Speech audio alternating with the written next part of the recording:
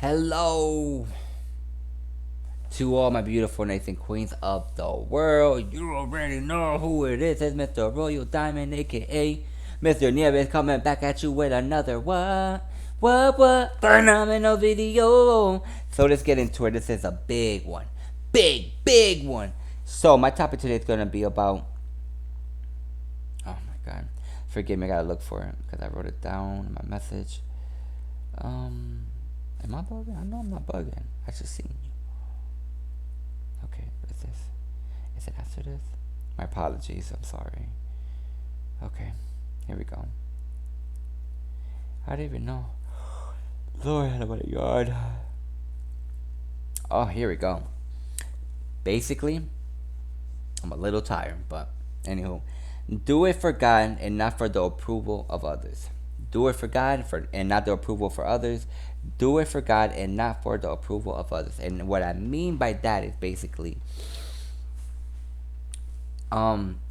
if God is calling you to live the life of your dreams, right? If He's calling you to do something outside what society considers normal, outside what your family considers normal, understand that the only approval you will ever need is God and yourself. Everybody else's approval is not required, it's not mandatory, and it's not even asked for. So do not depend on your growth, your success, your breakthrough based on their approvals.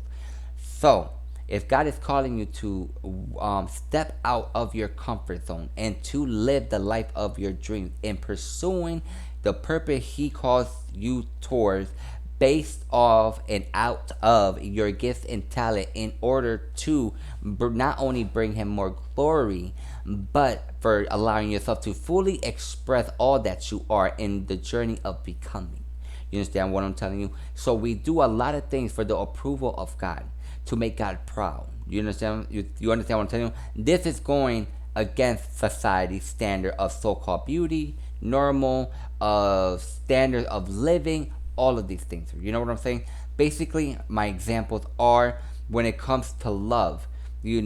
Love is when you are willing to fight for each other, for the relationship. You are willing to make it work. It takes two people to make a relationship everlasting by the approval of God. If you do not have God in your relationship, it will not last. It will fall apart. God has said that in His word. There's a reason why when you get married, that's why the pastors say it, that God He will be the third person in your relationships, and without Him, you will end up not having a relationship. That's one. You know what I'm saying? But nowadays, society makes it seem, or people make it seem, that it's okay for premarital sex, to have random sex with different people, to give into your sexual lust, and to give into temptation and all that stuff. That's not okay.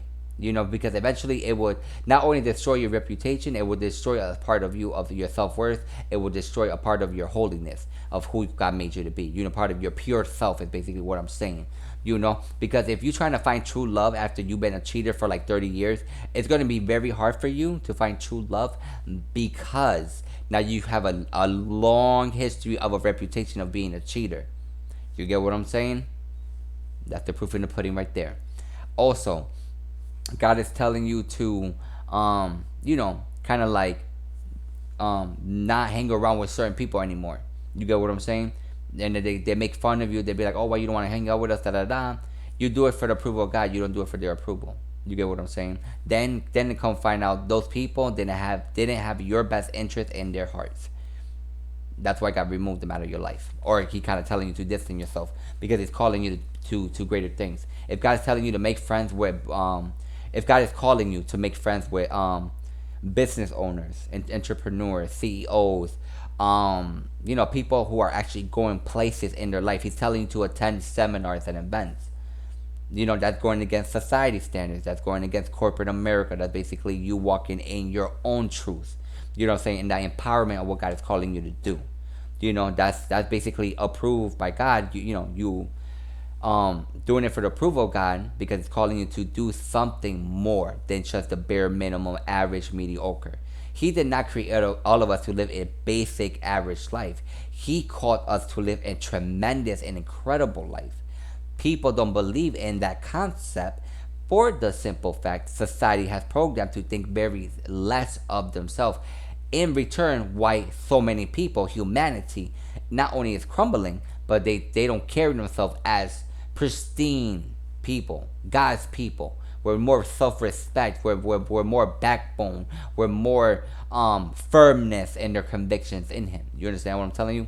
So, um, you do these things for the approval of God. You know what I'm saying? If God is telling you to go to a certain church, you know what I'm saying? But some way, somehow, they don't embrace you as their own. You get what I'm saying? And then He's like, you know what? Then just leave that church and start your own church.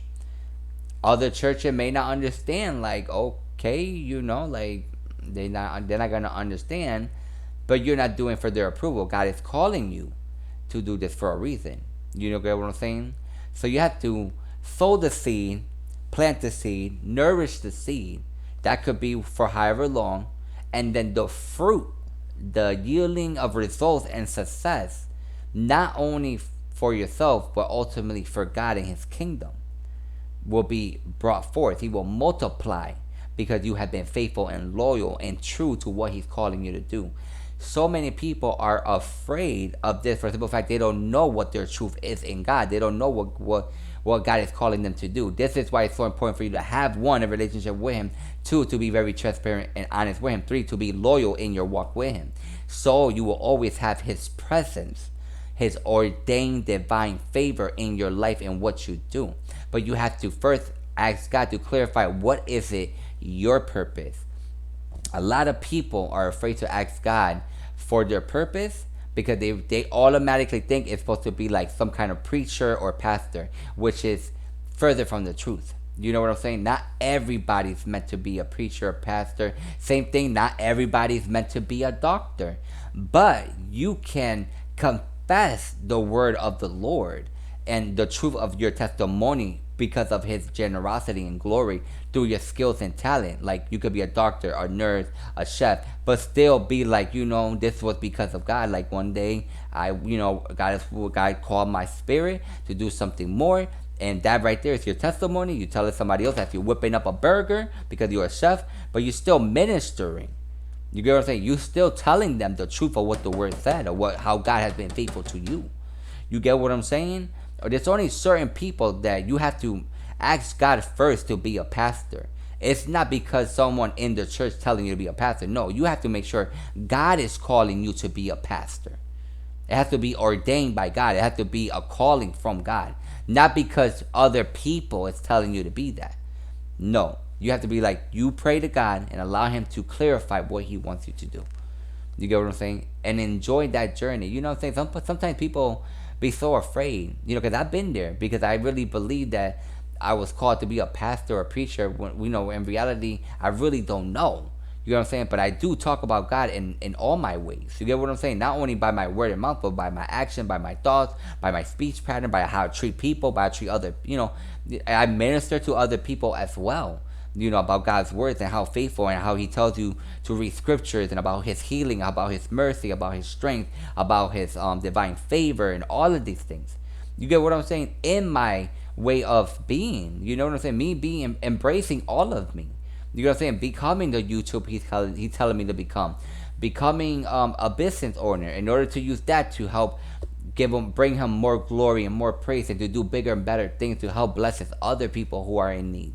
And many other directions, and many other ways.